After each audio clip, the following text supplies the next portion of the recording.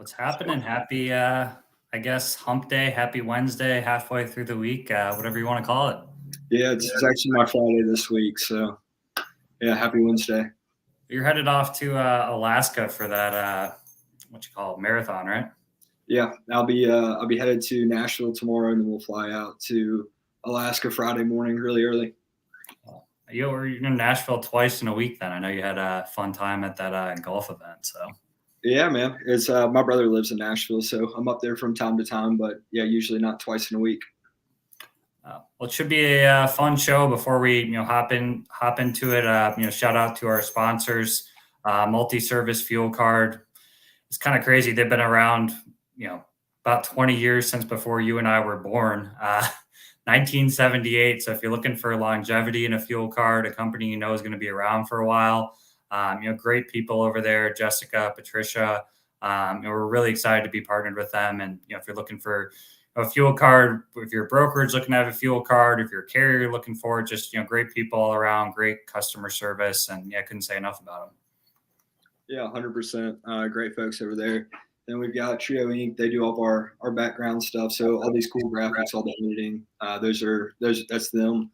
Black Box uses a few of their workers for offshore. They do great work. In addition, Sales Dash CRM, Freight Centric CRM. If you're in the market for one or you're kind of in between, I couldn't recommend them enough. Black Box uses them. We love them. All my people love it. And then our banner sponsor, Taps Factoring Company, also great folks. And man, they're always available. They care about their customers. So yeah, we're excited to have sponsors with brands that we truly believe in. We feel like we've got a great group here. Yeah, I don't think we could have got a better group of sponsors. So it's pretty cool how everything works out. Well,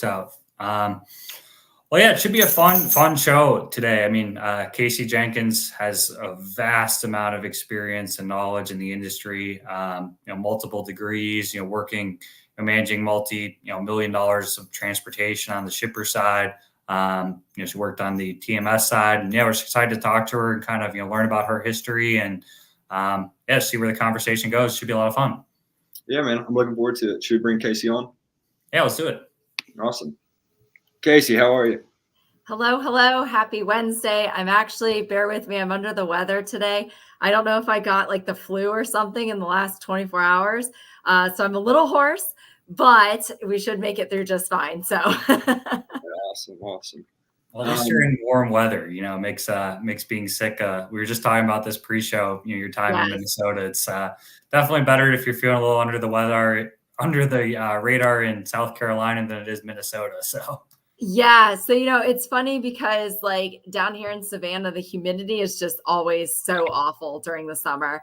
And you'll walk outside and it'll feel like you're like damp when you come back in. But I feel like that's helped me with like sickness because usually I lose my voice so terribly. But with the humidity, it helps out to where I'm not like as scratchy and raspy. So I'll take the humidity in this case. 100%. Well, I guess we ask everyone who comes on just to kind of get it started. How did you get into logistics? I mean, was this something you were dreaming about from a kid? Something you found in college? Something just kind of happened? Or tell us how you kind of got into logistics.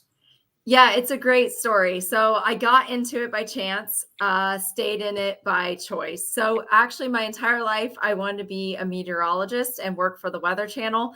My hero is Jim Cantori. Like I want to be the next female Jim Cantori. And I got out like into the real world and actually started in brokerage. And that's kind of where I learned, the basics of how freight moved. And I finished up, a degree in weather forecasting. So yes, I've got 2 other degrees in weather and had 4 years in logistics. And I was like, can I just make a left turn and go into weather and have to give up all of my career experience? Or should I continue on with that and go get some education in what I currently do so I can know more? And I decided to go into supply chain. And I've been in it ever since. So it's been an interesting journey thus far. I never thought I'd actually get to the point where I'm at now. So I'm very fortunate and blessed to have the skills that I've been able to get and the knowledge that I have. But it's when you stop to look at like supply chain and weather, everyone asks me, well, what's the connection there? And they're both processes in my eyes. And that's why I like process improvement now, is because I see everything as just a process. So Yeah, no, 100%. I mean, I have to ask this. I mean, do you still, enjoy tracking the weather and, you ever chasing tornadoes when you were living in the Midwest or anything like that? I did, yes. And I am a certified storm spotter with NOAA. So I go get that training every year. And obviously, living on the East Coast, we get hurricanes. So when we had that tropical storm come through, was it last week before? I was like, ready to be out there. I had the rain jacket ready, the rain boots, like all of my flashlights and everything in case we lost power. But, I was always ready to like chase that stuff if it came my way. So it's been an interesting shift, like I said, but I still keep up with the weather side. I mean, how was that switch? So you started off as a broker for a little while, then you made the switch into the shipper side, right? Yes. Yeah. So actually, when I first got into brokerage, I had no idea about like transportation, no knowledge of how things moved. Like I had no experience in this whatsoever. And, but when I first got into it and they were giving me the training, and I'm like, wow, this stuff is really cool. Like you never really stop to think about how the products we use on a daily basis end up in our hands, right? And so I got into brokerage and I quickly realized, one, I don't like sales. And everyone who knows me to this day knows I do not like cold calling. I do not like sales. It's just not me. And so, but one of the reasons for that was because I actually didn't know how to combat the objections that shippers would give me, because I didn't know enough about how this all worked to be able to. And so when I shifted into the shipper side, the goal of that was to learn how to combat their objections. I wanted to know how shippers operations worked. So when I went back, I thought I was going to go back into being a broker. When I went back into the more brokerage side, I would be able to combat all of their objections. That's not how my career took me, but that was how I actually ended up making that shift from brokerage into the more, I guess, shipper operational side. And I think some of that was just driven from the fact that I didn't have the knowledge to be able to accurately sell what I was trying to sell. You were on the food and beverage side, right? How was that like, going from a broker to where I know you're in processes now, and Yeah. there's a lot of processes that go on with, especially with food and, beverage and all that. I mean, was it kind of overwhelming at first, or what made you kind of pick, food and beverage to go to the shipper side? Yeah. So it's interesting because when I first got into the more like shipper side of things, I went into a restaurant distributor for restaurant supplies. So kind of food and bev, just in a little different of a sense. And that was kind of overwhelming because I actually, again, didn't have the knowledge in how this stuff worked. I knew how to like move freight, right? I knew the basics of a truck. I knew the basics of schedule the pickup, deliver, schedule the delivery, how I need to make sure what the weight dimensions, all of that were. But in terms of the actual products themselves, I didn't really know how I was supposed to move them or what the most effective method was or how those processes worked. So it was overwhelming. But then, shifting into more of like the actual food and bev side, working at post-consumer brands, that was just a whole different realm, because you don't think in terms of some of these products like shelf life, right? Or how a disruption can actually lead to a massive loss in some of these cases, depending on what the product is. So it really opened my eyes to some different nuances related to different industries when you're actually moving freight. But when it's all said and done, and you guys both know this, at the end of the day, it's all the basics, right? We know how to move a product, a widget, whatever it is, from point A to point B, but each industry will have, a few small nuances here and there to be considerate of. Yeah. Oh, I got to ask this too, because I know you were a shipper in Minnesota. I mean, did it ever tie the, weather and being on the shipper side, like having to do any processes around blizzards in Minnesota, or any of those two things ever come together? I mean, outside of like trying to navigate that myself, right? And the logistics of how do you get to work in a blizzard, right? Which you learn very quickly, as you know, Matt, like nothing shuts down up there in a blizzard. Like they just scrape the roads and you all still make it to work. But besides that, I mean, I think I used to work more nationally with shipping. So like I was cognizant of, weather events across many areas of the country, the Midwest during severe weather season, or the East Coast during hurricanes, or even like the upper, I guess, Pacific Northwest with, the snow and stuff that they get up there, especially in Colorado. And I think, Western Nebraska, where they can shut down, 80 if it gets too windy and snowy. So yeah, I mean, there's some of that stuff you have to think about as well. And I would say that there is a direct connection between those two things. I don't think I ever actively like combined them, like, consciously. I think it was always a subconscious thing.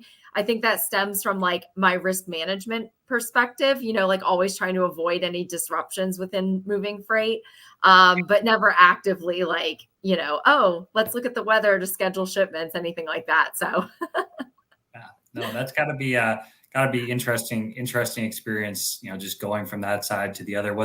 Did you find like a lot of, sales reps that were reaching out to you that did they have, kind of the knowledge of really the processes, that you were going into as a shipper? Or I'm just kind of curious because you were on the shipper side about 5 to 10 years ago. So was it any different than kind of it is now, or were, people were just calling you left and right, emailing you that, trucks in your area type of thing?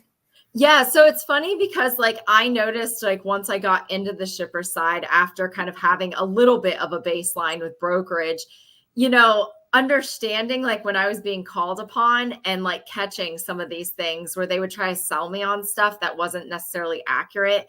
And I think that kind of opened my eyes, especially like within my education and now even within process improvement with what I do currently, really trying to make sure that like folks on like the carrier and brokerage side grasp the, what they're trying to sell and how it actually is applicable within shippers operations. And I faced that a lot within another role I was in, where I was doing more international supply chain and bringing stuff in from China, and how, I'd get brokers reaching out, hey, can we move your freight? And I'm like, sure. And, we'd start to talk about it. And then it'd be like, that's incorrect. That's incorrect. That's not even the right way to do that. No, no, no. So there's some of those things. And of course, that just comes with experience and knowledge. I mean, I'm always very cognizant of, when people approach me, like trying to make sure that if they tell me something that's inaccurate or that I think is inaccurate, I try to ask them leading questions to figure out why they're coming at me from that perspective.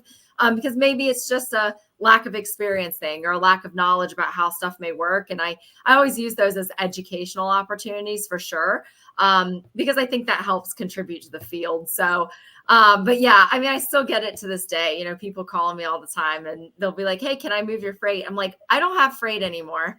But, here's some people who might, right? So we got a comment from Bill. Bill, we appreciate you tuning in, backtracking a little bit, but he says weather is the number one concern listed for 2024 by global shippers. Yeah. It's kind of crazy to think about with everything, all the volatilities, everything that's going on, that weather remains the number one concern. I mean, you don't really think about it on like obviously domestically we can think about it, but when you think about a global scale, I mean, let's look at like the typhoons over in, like the China, Japan, Taiwan, like those areas, right?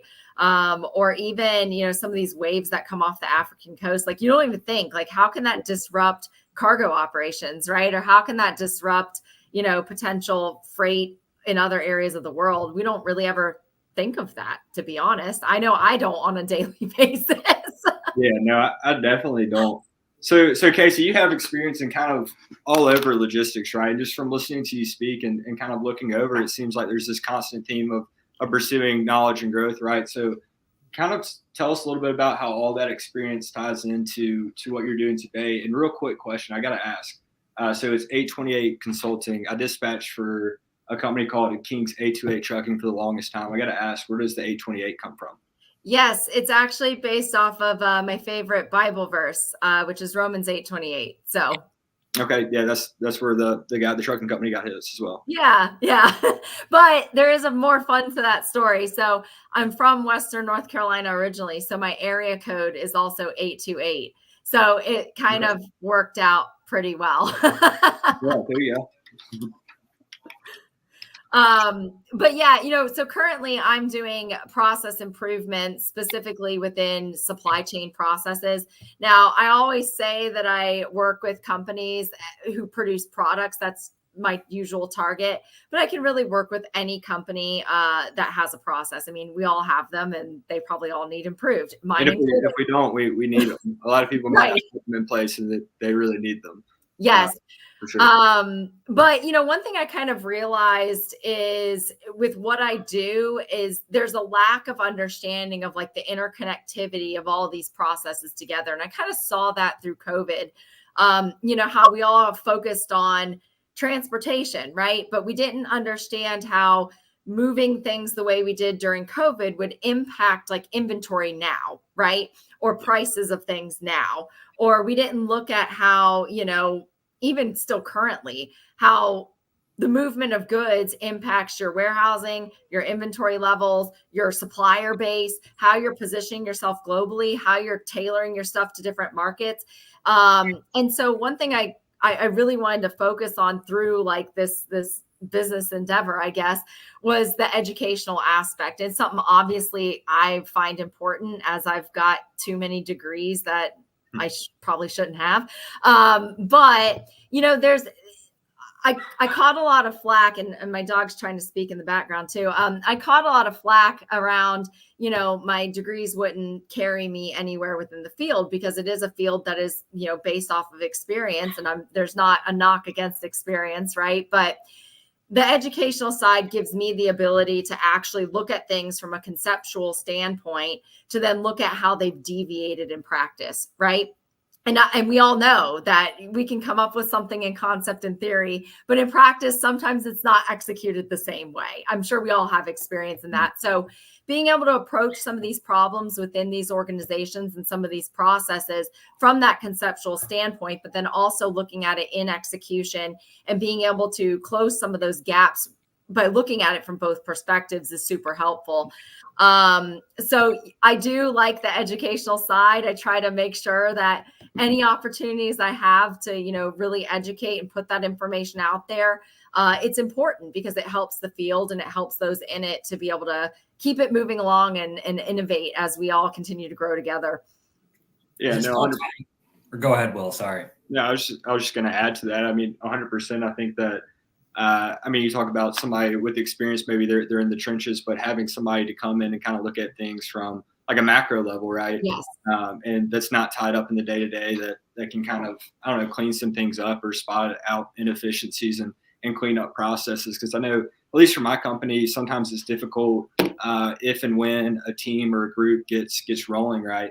And they're just going, and then some things get sloppy, and then it's like, okay, we're doing it this way because we've been doing it that way, and it's working because look at the results. But it's like, okay, but yeah, it's taking you probably 4 to 5 times as long as it should, and you're missing this and that, and it's tough to kind of I don't know, get people to see, realize that, and buy into something new. Right.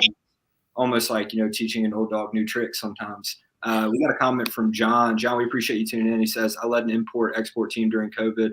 It was quite a challenge. Yeah, I can only imagine. For sure it was difficult. International has got to be, because I briefly tried out the shipper side and they were doing a lot of international, a lot of drayage. I had no idea because I was just selling domestic truckload, but the amount of knowledge needed, and I had no idea people just kept cabinets of papers for the bank for international BOLs. Like the amount of processes on the international side and just the amount of knowledge is wild to me compared to the domestic side, even just from like a basic level of being able to move freight. Yeah, well, I think, and I've moved freight internationally, and I had a manufacturer in China and then had to get products into the US, cross-dock them, and then usually send them out domestically. It could be from anywhere from 200 stores to 3,600 stores at DC, depending on what I was doing for the project. But you don't realize, the amount of components involved in that until you're actually in it and you're having to manage all of it. And you're like, oh my gosh, but it goes back to that concept of being in the trenches. And then when you get a second to actually lift your eyes out of that and go, wait a second, we need to rethink this, or we need to rethink that, or we need to reevaluate that and come up with a new way of doing it. You then start to realize the connectivity of everything and how complex it truly is. And one of the biggest things for me, like during COVID, was sitting here listening to the news and how supply chain became like a household name, right?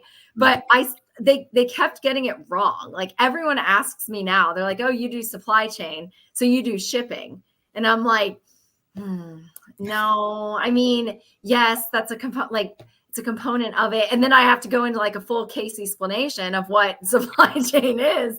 But I think some of that's the reason why I focus on that educational side, because it's bringing it back to what's the baseline and what are we all in the industry starting off at from a knowledge standpoint to be able to then know what we're all talking about. And I've touched on this before on LinkedIn, how we all have a different perspective of what supply chain is, depending on our positioning within the field, where we're at within a company's supply chain, what we do, whether it's procurement, warehousing, distribution, logistics, transportation.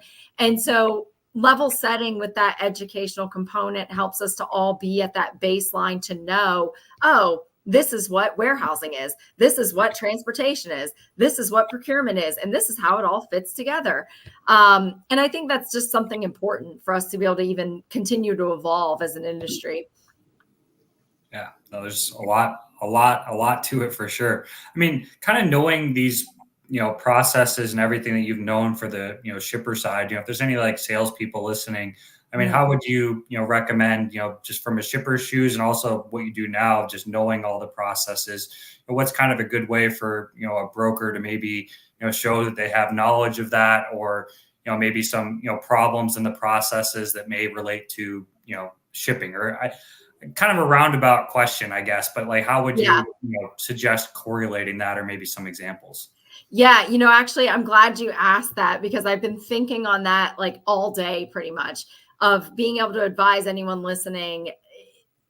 One of the biggest things, like I said, is the misconception of what supply chain is. So first of all, if you're a broker, if you're a carrier, understand that transportation is a single component of a shipper's operations, right?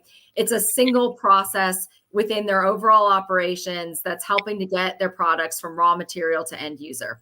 The other component of that is to realize where you're actually moving products within their supply chain. So for example, if you're more in the upstream area, or you're moving those raw materials from, procurement or wherever they're being sourced, the supplier to the manufacturer, well, that transportation leg is going to be handled very differently than if you're last mile distributing, right?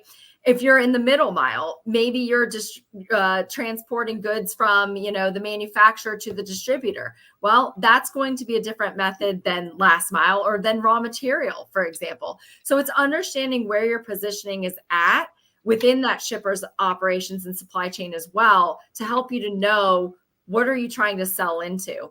Because you can't pitch last mile distribution practices, if you're trying to ship raw materials, right? Like there's some nuances there that you have to be cognizant of.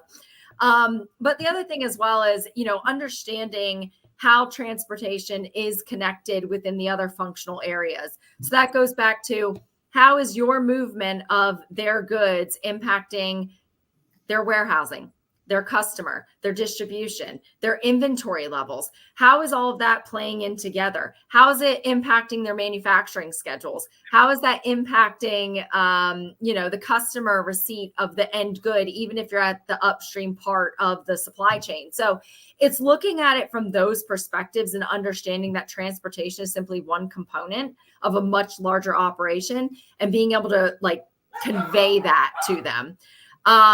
I often see that though, people say to me, they'll be like, oh, well, our shipping is, great for your supply chain. How? I always ask that. How? Tell me how is it great?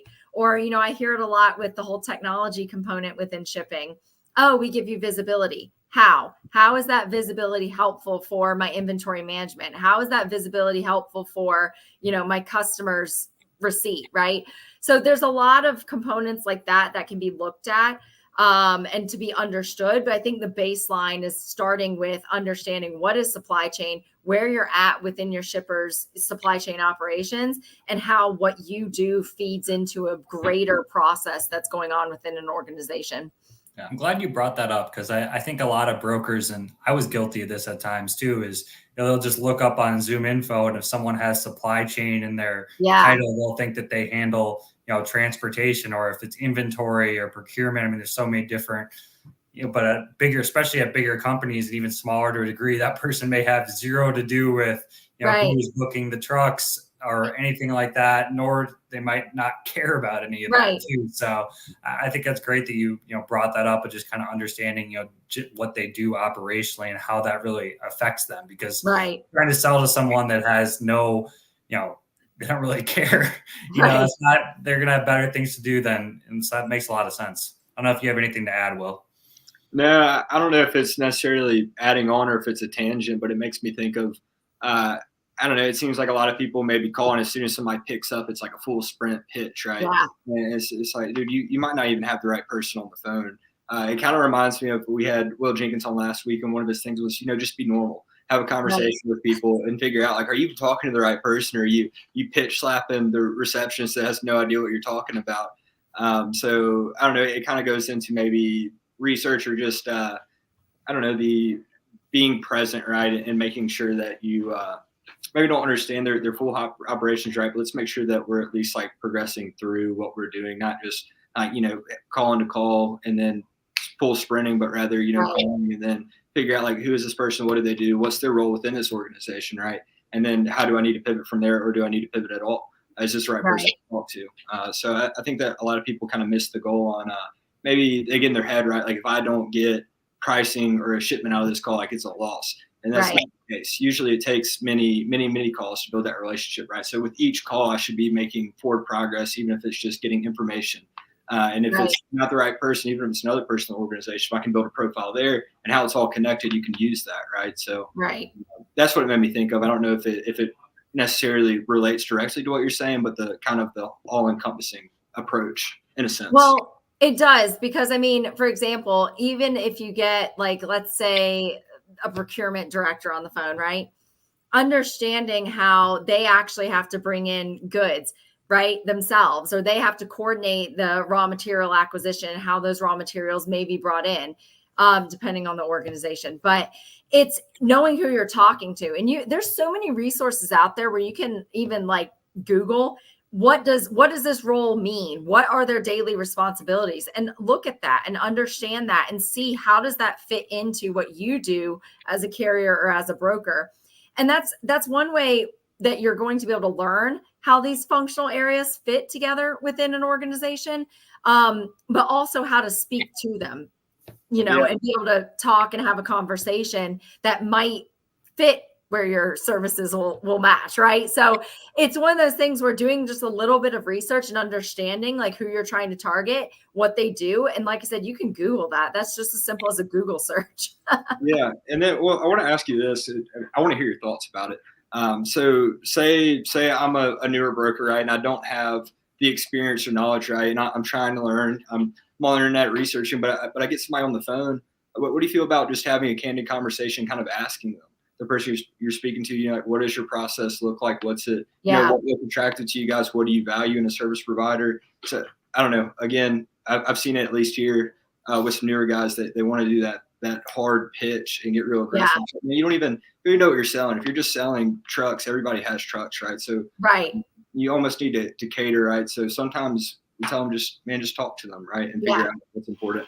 So I don't know if that approach maybe, because you do, like, you're basically being vulnerable, or not vulnerable, but humble, to say, like, I don't, like, help me understand here. Right. That makes sense, or is it kind of not the best approach because you're basically saying, like, I need some help? I mean, I think actually it's not a bad approach, to be honest, because I think we've all realized in supply chain that, like, we only know what we know, right? And if you don't ask, you're not going to find out. So it's one of those things where I don't think it's a bad approach. I will say, though, that a lot of, and I've just seen this in the current market, and I think market fluctuations do play a role in, how pitches are tailored to shippers. In the current market, I know these shippers are getting hit left and right with all sorts of pitches, phone calls, the whole 9 yards. And so differentiating yourself from everyone else is going to be that going in with at least a little bit of a baseline knowledge, to be able to then you can still take the approach of asking, right? Hey, I don't know this about your operations. Tell me. But if you at least have a baseline knowledge of how that stuff generally should work, then you're going to be able to guide the conversation and be able to talk to them in the manner that they're going to understand as well. So even if you go in and say, hey, I don't know your operations. Shoot, I don't know everyone's operations, right? How many times do I have to go sit in with a client and be like, all right, spill to me, what do you do on a daily basis, and write it down, right? I've got a general idea in my head of how it should work, but I don't know either. So that kind of mentality of going in with at least a baseline of how it should work and what you do know, but then asking them to explain it will help you just be able to connect those dots and guide the conversation accordingly, I think. So I don't think it's a bad approach, but I do think some baseline knowledge will help differentiate from everyone else who's just pitch slapping on the first call. Yeah, I mean, I would think if you don't have that base knowledge, right, and then you're asking these questions, like, yeah, some people want to help somebody out, but not the risk of my job, right? If my job's to, sources, transportation, you call me and I can tell that you have absolutely no idea what you're doing. No matter how much I like you, if you tell me a funny joke, it's like, yeah, but like I'm not gonna give you all these loads. We got another comment from John here, speaking on kind of the approach. Says, do your research, have a dialogue, and understand what is important to them. If your services do not align, then don't hard sell. If you ever fulfill, then provide it. Be a resource, even if it does not necessarily end up in a sale. You saw his previous question too, comment, right? Yes, he said, how is transportation viewed in their organization? Is it viewed as merely a cost, or is it viewed as a strategic activity when done well can be a major differentiator in service to your customers? Yes. So I would say that organizations, I think that's shifted. I would say that within the last 5 years or so, it used to be more seen as a cost. Now, don't get me wrong, everyone's cost conscious right now, mainly because of what happened during COVID. They're all experiencing higher than usual costs in the last couple of years related to that. So cost is a factor. However, I do think a lot of companies are focusing more on how these different functional areas are actually strategic leverages versus just cost areas. So while cost is a factor, I think there is more of a strategy to the shipping side of things and the transportation side of things than there used to be. So I think that's a newer concept. For sure. Those are some good questions, John. We appreciate you tuning in. I think Bill had one too. We may have missed too. The best way to get acceptance and buy-in is make the teams part of the process. One of the things Casey first discussed is 100% correct. I think he placed his comment when we were talking about the team's processes, and then I kind of said it's tough if a team's up and rolling to kind of get them to buy in. So as he's saying, to get the team's buy-in as you're doing it. What's your experience with that? So do you ever run into that? Somebody, which would be strange, right? Say I solicit your services to come in and help me with my processes, and then you start doing it, and I'm like, I don't know about that. Do you ever does that happen? I mean, I would imagine it would, just with people that are fickle. Yeah. So change is hard, right? I think we all can admit change is hard. And I think a lot of times, especially I deal with a lot of business owners, and I think sometimes they don't necessarily want to hear that, things in their company are, I don't want to say bad, that's not the right way to put it, but that they've got gaps or problems, right? I don't think anyone wants to hear that. I know I don't want to hear it, but I know it's a fact. I know I've got gaps in even what I do, right?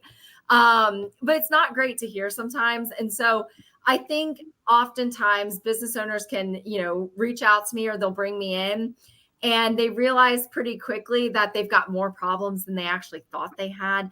And I think that's where it can get a little dicey. But, one of the things that I try to always do is make sure that to every business owner out there, it's not that what you're doing is wrong, right? It's not that what you've built is incorrect. It's just what you built is what you did with what you had at the time that you had it, right?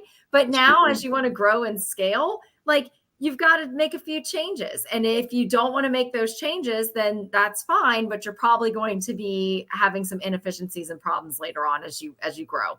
So I try to always approach it from a perspective of empathy and realizing, as a business owner myself, yeah, it's not great to hear when things are not perfect, right? We all think what we do is perfect, but approaching it from the perspective of, look, you've got a baseline, which is great. That's what you had to do to get things done, right? But now if you want to actually take your company to the next level, how do you make that better to get things done faster with less cost, with less resources, with less name it, right? And the other side of that is really, and this is where the educational component comes in, educating on why. Why does this need done? Why do you need to think like this? Why do you need to have this perspective? Why do you need to approach in this manner? Because I think that helps us set, companies and teams up for the long term of why the solution being implemented or the process change or whatever it is that we're doing together is needed. And that's how you gain that buy-in. I've experienced this plenty of times as a recipient of change within organizations that, it's just pushed from the top down and not really given that why component, or not given the understanding of how it fits within the overall organizational goals or missions or vision and how it all feeds together. And it doesn't stick, and no one carries it out because that buy-in isn't there. So I would say that, if you're a business owner, your processes probably have problems, but we all have problems. There's no company out there that does not have a process that does not have a problem. Yeah, you touched on so many points there that I really liked. One, I really like the frame, right? You're to them, right? You did what you could with what you had, right? Everybody's doing their best. Nobody, especially a business owner, they're not, actively trying to sabotage their company, right? Right. They're trying to do the best they can. But the fact of the matter is what gets you from A to B might not be what gets you from, B to F to continue growing, right? And then speaking on, why are we making these changes? I think that's for any kind of learning and growth with anybody, right? If you're just barking orders or telling them and they don't really see why, the vision, or like, hey, we do this because A, B, C, D, rather you're just, hey, no, you need to do this. You wouldn't get it. You should do it. Nobody's going to do it. So I think that's all great stuff. I really liked it. Yeah. And it's, like I said, change can be hard. You're always going to have resistance of some sort, right? But if you try to actually approach from that, helping to understand the why and making sure that they've got the resources to be able to adapt to that change, it makes it a little easier. Yeah, 100%. So when you're going with so these companies reach out to you, do you ever get anybody, which again, maybe they reach out, they come to the process, they're like, I don't know, but do you ever find that anybody's bringing you on almost looking for some like reassurance, like they want to be told how good their processes are, and then you come in and you're like, well, hey, buddy, this so often they get kind of sideways. Oh, like, yeah. Yeah. I mean, and that's the thing, like I do advisory services for like that reason, right? Because, maybe there's someone out there who just needs a validation of what they're doing and to just double check like, hey, is this right? And in some cases I'm like, no, but that's okay. You've got a great starting point. And in other cases, it might be right, and it might be that they just needed that second set of eyes. But yes, I have faced that. Where, like I said, people bring me in and it's, they thought they had certain problems and then they realize like, oh, there's more here than we really thought we had.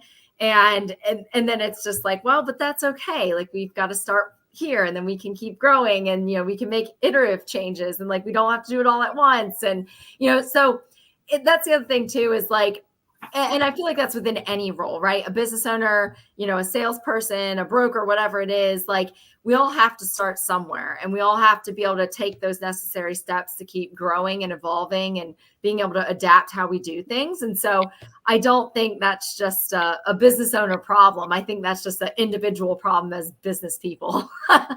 Yeah, 100%. I mean, so again, I think that the outside perspective is much needed for a lot of organizations because you might fall into groupthink, right? Like we do it this way, we've always done it this way, or we all see and approach the problem the same way.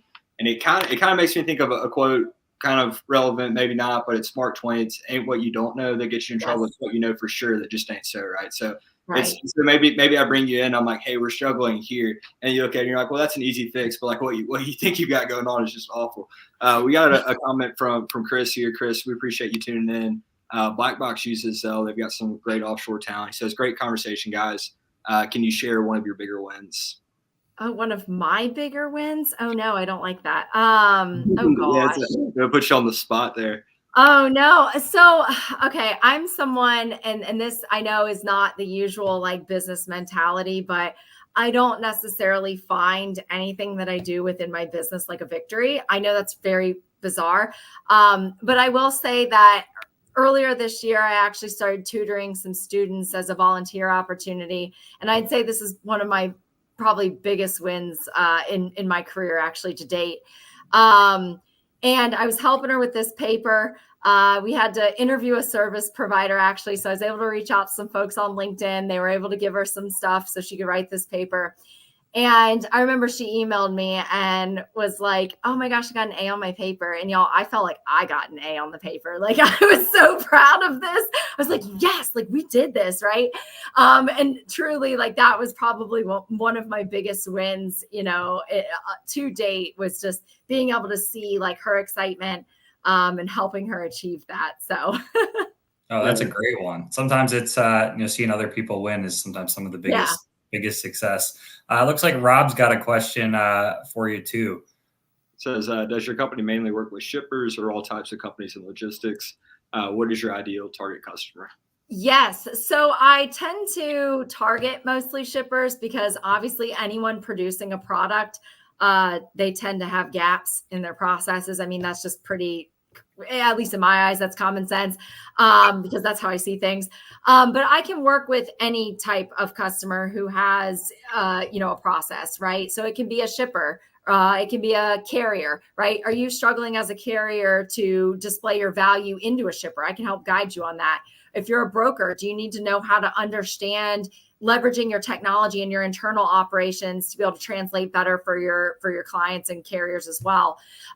Warehousing, gosh, there's so many gaps in warehouses. Like there's plenty of processes that can be fixed there. So it can be anyone, but obviously I try to target shippers because that's mainly right now, that's a lot of the folks who need the help with streamlining some costs. So, but the benefit of, what I do is I'm able to adapt as the market changes as well. So I got to ask this too, because I know you said at the beginning you didn't like cold calling that much in the sales aspect. So do you get most of these shippers come to you? I know some shippers are obviously active on LinkedIn, but there's a lot of shippers who are not very active on LinkedIn. Or are you having to do cold calling, or how do you go and get these these shippers? So one is through networking. I do a lot of networking. I do not know how I got pulled into that side of things, but my goodness, I've met probably 500-600 people in the last year. So that's one way. The other way is through LinkedIn. Obviously I'm very out there. I put out a lot of content. I co-host a podcast. I do my own show, 2-Minute Topics. I guest lecture at universities. I now teach at 3 universities as well. I speak at conferences. I'm very out there. So that's probably it. But that's how usually I get approached, is usually how, which is great because I don't like cold calling. No, that makes sense. I didn't know you were teaching. That explains your most success story. That's cool that you're doing teaching in the universities too, and so much around your community. You can tell you just love supply chain. So it's that's fun. Yeah, honestly, the education side wasn't something that I expected. But with as many degrees as I have, it kind of makes sense. But yeah, I'm teaching at 3 schools, online courses, which is great. So it gives me a little flexibility with being able to, still maintain all the business stuff while doing that too. And I'm actually course developing for one of them. So developing their intro to supply chain course as we speak. So that's been really fun to get to put my little stamp on the industry, I guess. Do any of these students say, hey, my dream is to graduate and go be a freight broker? I'm guessing that probably doesn't come up too often. Well, it's funny because, and this is something I always advise, so many within the field, for me, I mean, that's how I got the understanding of how transportation works, and I don't want to say it's a bad way to enter the industry at all, because it is very beneficial to learn and to be able to, I would say it shaped me more from being able to combat objections, right? Like from being able to be told no and being like, all right, I got to pick up the phone and make another call, right? And not let that impact you. So I would say it's not a bad way to go about entering the industry. But a lot of times I try to let people know hey, and my dog is really trying to get his voice in here. He's trying to echo my sentiments, right? But I try to advise anyone entering as entry level, try to diversify your experience and really try to get your hands on every aspect of the industry, even from brokerage all the way up to, procurement or warehousing, or go get in a warehouse. That taught me so much when I got to be in a warehouse. Like, I learned a whole separate side of things that I never even understood. And that helped me from a carrier side, from a shipper side, from a brokerage side. Like, just being able to dabble in the multiple areas of the industry is just going to help you broaden your perspective to really understand it a lot more. Yeah, all that experience and knowledge, I mean, it compounds, right? So anything that you learn, I mean, especially with freight, because it touches everything, right? Logistics itself. So even if you don't stay in transportation, you might learn about an industry. I mean, we had a guest on the show pretty early on that pivoted from a broker to shipper role, ship manager of a pipe yard, and he's pretty in deep with that now. So yeah, I mean, all the knowledge, experience compounds, and then it can serve you in the future. I mean, CJ, you're a great example of that. Looking at your experience and what you're doing now, how it's all kind of led you to this point. You're able to have a unique perspective and offer those insights that not a lot of people have or possess, because they haven't seen it from all those different angles. Yeah. And, and that's the thing, like, for brokers and carriers out there, that's why I say, try to understand from other angles other than just the transportation side, because it really does help to really know how to speak and understand why a shipper is doing what they're doing. I never realized that, like, early on in my career. I'd be like, why can't I get this shipment until the last minute, right? I know we've all faced that. Why are they sending this to me at the last minute? Well, maybe it's because, their manufacturing operation is always running late or always having production issues to where I can't pick up until the last minute. How can I work with them to try to combat that? Or how can I help them with my services to be able to combat that, even as a broker or a carrier, right? And so being able to understand those problems that extend outside of transportation helps you to be able to tailor your services to support that better, because it may not be a transportation issue. In a lot of the cases, actually. Yeah, I mean, that's a great point. A lot of stuff in transportation seems, I don't know, off, but everything makes sense with context, right? There's usually an explanation for it. It's just a lot of the times we don't seek it out, and then we're kind of just like, yeah, it doesn't make any sense. But we took the time to try to understand it. Like, yeah, it makes a lot of sense. We got another comment from John here. He says, a diverse background is extremely beneficial. I've been involved in all aspects and modes, from commercial and operational experiences, but I'm a bit older. We got another one here from Sam. Sam, we appreciate you tuning in. He commented, very few universities provide lecture courses on freight brokerage, but it's quickly catching on in schools that have great supply chain programs. Yes. Yeah, and actually it's funny because I'm teaching a course on reverse logistics here in September, and I was surprised that not a lot of programs focus on like that closed loop supply chain, or how supply chain does go backwards, right? So it's a huge one. And, it's interesting to see some of these newer courses coming out and like, how they do relate to where the industry currently is at. I know even when I went through my master's program, like the things we were talking about then, we're just starting to see now come about. So there's some programs that are very future focused. And then there's some who do tailor to the current state of the landscape and all those different aspects. So, but there's some great programs out there. And if you don't want to go get a degree, there's great certifications out there. ASCM has a bunch. There's other programs that you can get certifications for the field. And so there's a lot of ways to go get some knowledge around some of this stuff that's just greater than just the transportation side. 100%. We didn't even touch on, I mean, we've been touching on so many different things, but you even have experience on the TMS side. I mean, you worked for Turvo for a while, right? So you have the brokerage side, the shipper side, the TMS, I mean, and the educational side. I mean, you've really hit, have that diverse background.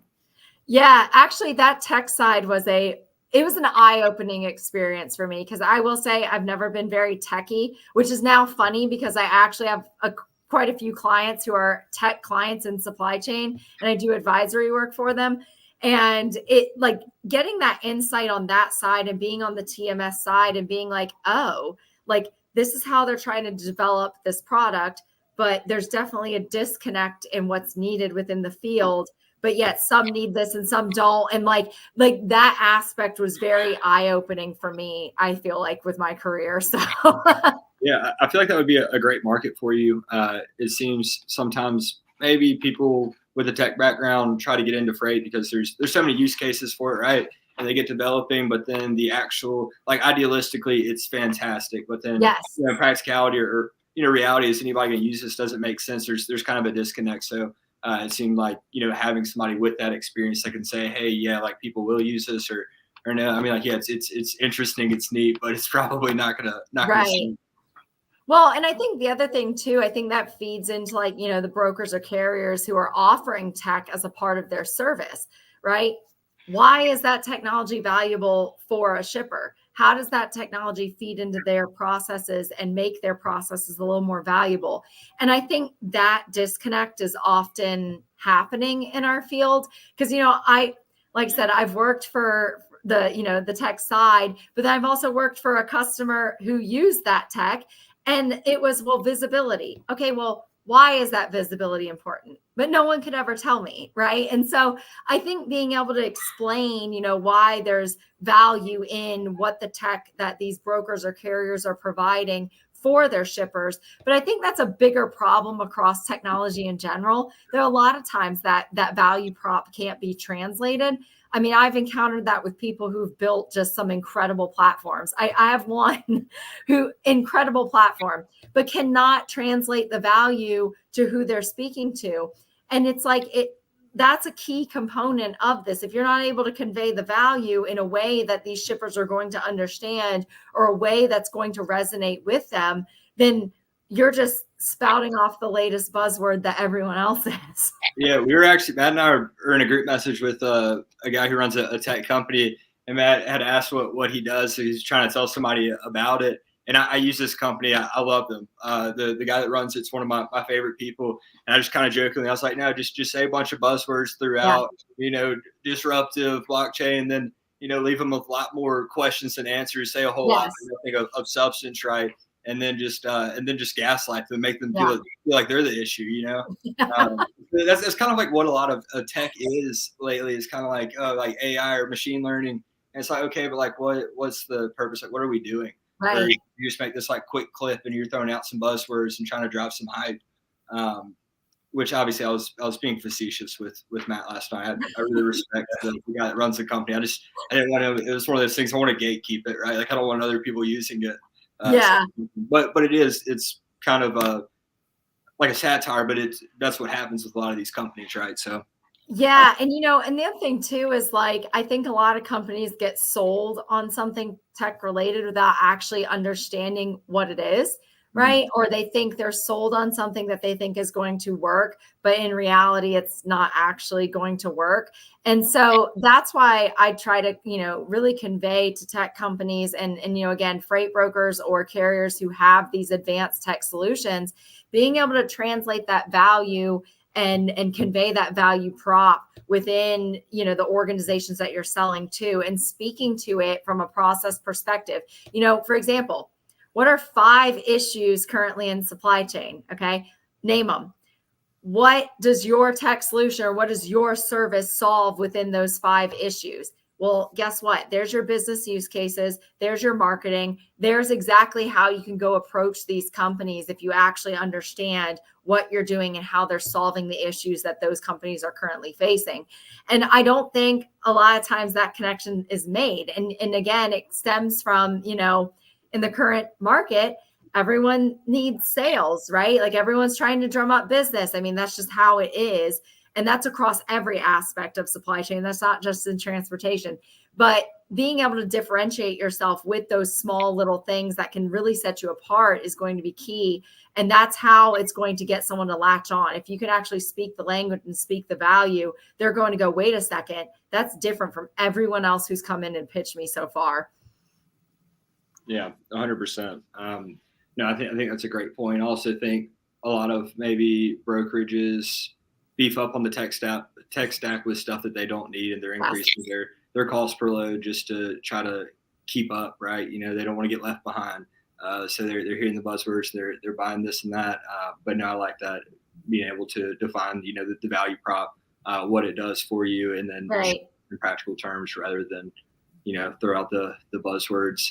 Well, our hour flew by. Is there anything that you guys want to hit on real quick before we wrap up?